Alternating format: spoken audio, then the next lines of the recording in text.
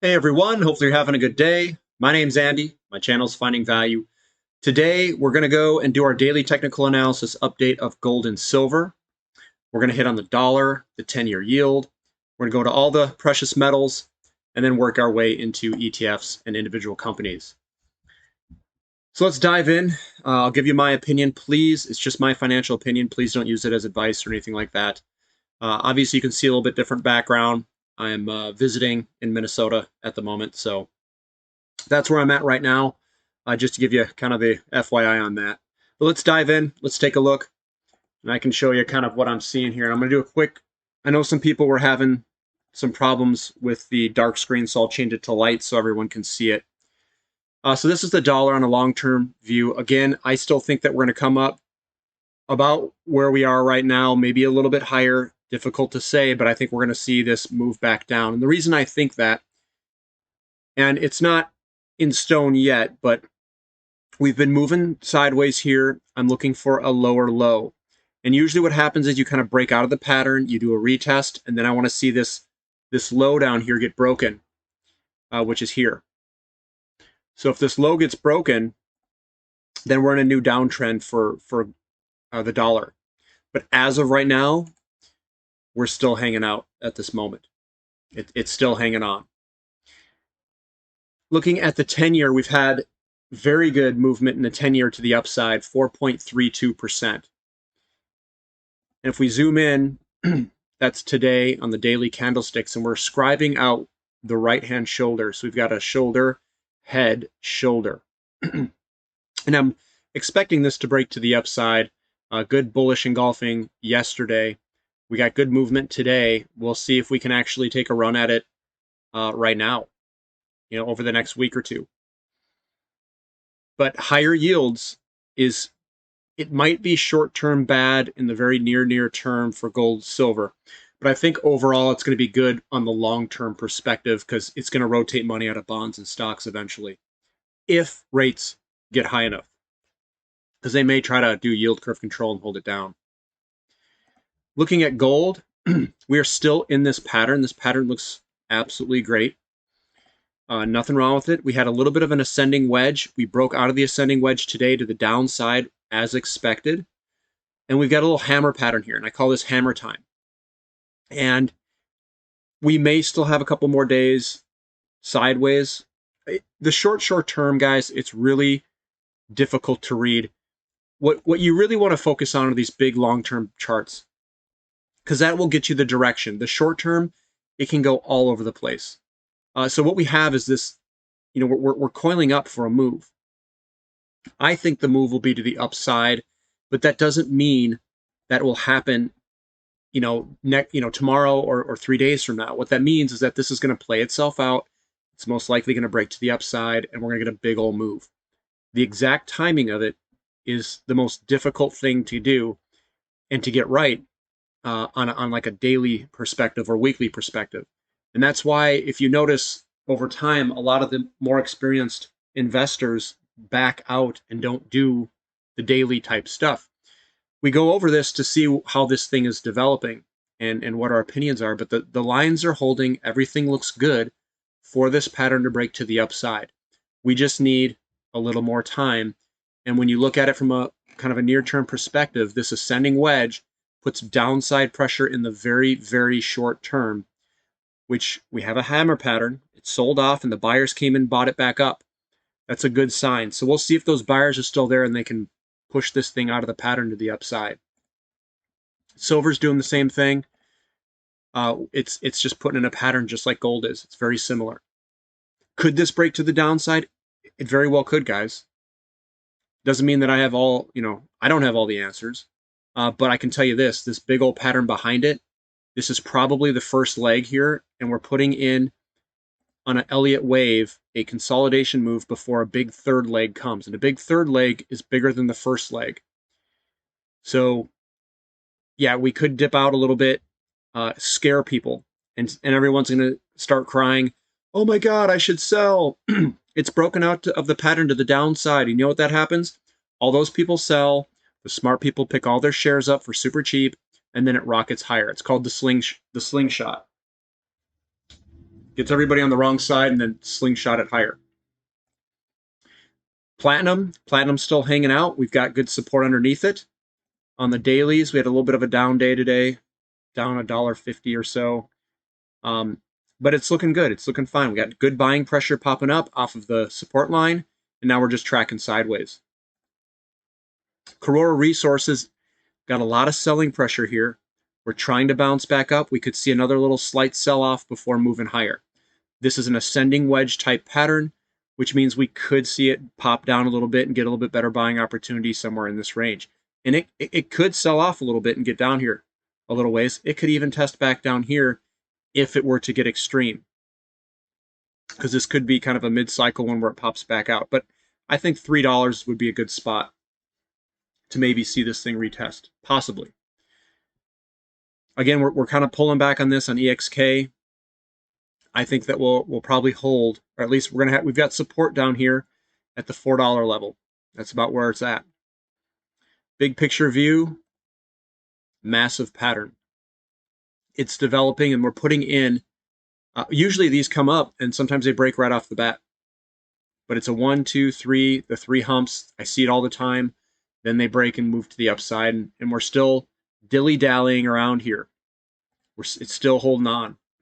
This is a hammer pattern on a monthly candlestick basis. Let's dive into it on the dailies. Again, we're coming down. We've popped and broken the downtrend. We're pulling back a little bit, and then we usually, hopefully, we pull out, pull up here. GDX looks like it's gotten a little bit of strength today. We opened low and closed a little bit higher, so that's momentum to the upside. We got kind of like a shoulder head. It's not really a shoulder head shoulder.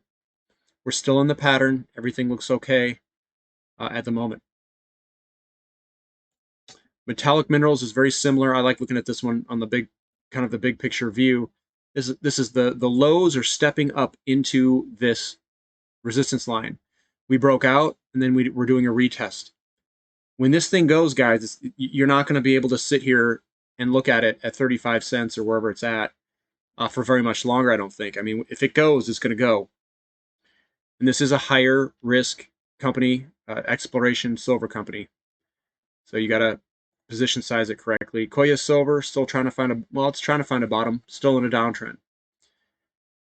Discovery Silver bopping around, just bouncing sideways after the break of this ascending wedge type pattern right here. So we're just chopping sideways, and it's just waiting for silver or gold to take off. It's positive to see these small down days next to such large up movements. It means that the buyers are in control. AG, surprising 5.85% down day today. Let's look at the daily candlesticks. Getting a little bit of a sell-off. I bet you we'll hold down here. I mean, that's just a guess. We've got descending wedge, descending wedge. Usually that's bullish to move on up eventually. Doesn't mean you move straight up. You're going to cycle up and down. But hopefully it's on an upward uptrend. Newmont looks fantastic. Down, sideways, and we're starting to break that resistance. We could come back and tag it and go. It's looking good. Mag Silver, it's hanging out down here. It's finding some support. What we see here is more of a hammer candlestick pattern with the wick at the bottom. It traded lower and then popped up, just like this hammer pattern here, and then it blew to the upside. Coming down, this is a reversal pattern. It closed up, and then we're going to come back up, hopefully. This is Yamana Gold. So Yamana Gold is in a descending wedge. These descending wedges are usually bullish, and they resolve themselves upward, usually, statistically. Now, we've got a massive descending wedge behind it. What I am proposing, this is probably the first leg. You get a first leg move, a consolidation, and then a big third leg. So the third leg is to come. When is it going to come? I can't tell you exactly, but I can tell you it's set up pretty well. Looks good for AUY. Impact Silver has the same thing. Big pull. It actually, you could almost say that this is if you were to draw it this way, it could be putting in a cup and handle pattern here, if we can get this thing to come on up. And then we've got Aftermath Silver. It's been moving sideways. We're still bouncing around at its support line. was up 3.45% today. Now, the ones I really like are the royalty companies. And the reason I like them, and I just want to make a point here, 2016, this thing's really been going up on an uptrend the entire time. It's not really bouncing around. It's got a hammer pattern here and another hammer pattern here. It was a false breakdown.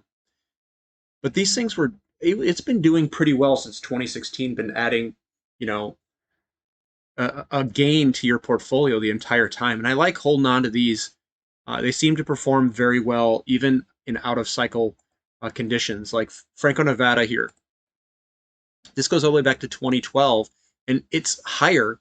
It's made higher highs than 2012. It just keeps marching higher, and it's putting in another pattern. This is the stuff that I prefer to invest in with bigger amounts of money. And I like Franco-Nevada quite a bit. It's right kind of at the bottom of its pattern here. So, I mean, that's one that I like looking into. Here's EMX, another one that's done pretty well since 2016. It's stair-stepped higher. Yeah, it sold off, kind of maybe doing a return move, and then I think we'll see it move on up. So I own EMX as well. This one is Rootin' Tootin' Resources.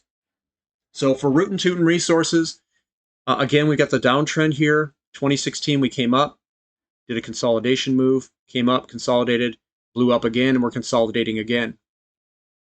So Rootin' Tootin' is doing all right. We're hanging on, guys. We're hanging on. I'd like to see gold move up and blow this one to the upside. This was a pick that I got from Eric Sprott. He's very bullish on Tootin' Resources. They're finding they have a lot of properties that they've got royalties on with a whole bunch of gold. They are all high cost producing areas with lower grades. But if gold goes to where we think it's going to go, I think this is going to provide a lot of leverage to that price move. Hopefully that's the case. Wheat and precious metals is more of the big boy type moves. I have some good amount of money in here. If you notice from 2009 all the way to 2011, we are above the 2011 high. This is tracking gold quite well, and it's leverage to gold, and that is exactly what I want in a company. I want leverage to the price of gold, and I want it to trade like the price of gold or silver or any of these things. And I own a good amount in Wheaton Precious Metals as a royalty company, Franco-Nevada and Wheaton. Gold royalty, it's a smaller one. Again, it's coiling up. I own a good amount from Ely Gold when they bought us out, and it's right there for the taking. It's kind of entering what I consider to be a dead period, where it just sits there and goes sideways for a little bit before most likely moving higher. Hopefully it moves higher.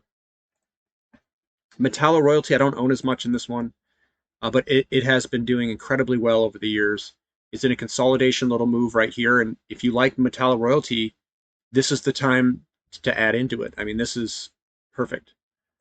Mavericks Metals, barely down today. It's a hammer pattern. Again, this thing's done pretty well from 2014 all the way on, adding royalties to it. So that's one that I think would be one to look into if you guys like it. Royal Gold, and again, guys, I like these big royalty companies because they just continue to move up. We don't see these huge lags. This is from 2001, $2.80 all the way to $104. That's called printing money. They are printing money, and it just continues to move up. And we're in a consolidation period, slanted upward. And I think you're going to see a big break into this thing will move again to the upside. So I like the royalty companies a lot. And then here's a Cisco Gold Royalties. It's got a nice good old pattern that's developing, hammer pattern on the monthly candlestick. On the dailies, it is coming off this support line. This would have been a great spot to be buying on the support line. And I think we're eventually going to break this to the upside with some time. So looking at all these, the ones I really like are the royalty companies. I mean, it's as simple as that. They just keep moving on up to the right side. So left to right hand charts are the charts that I like to invest in. And that's where I put big money. I don't put big money in exploration, speculative type plays. I put it in the royalty companies because it's a play on the expansion of the mines and on the price of the mines. So volume and price. And I want leverage to price, and that's That's the least risk way to play it because they have a diversified set of royalties in these companies that you can buy. And if something happens to one of them, it doesn't blow the company up. If you are in a developing type company and they take that one mine that they have away, or something happens to that one mine, a permit or something, blows these things to the downside. So I like the royalty companies. I think they're a really good play for this next bull market. Give me a thumbs up if you like the content, and thank you for listening. This is Finding Value.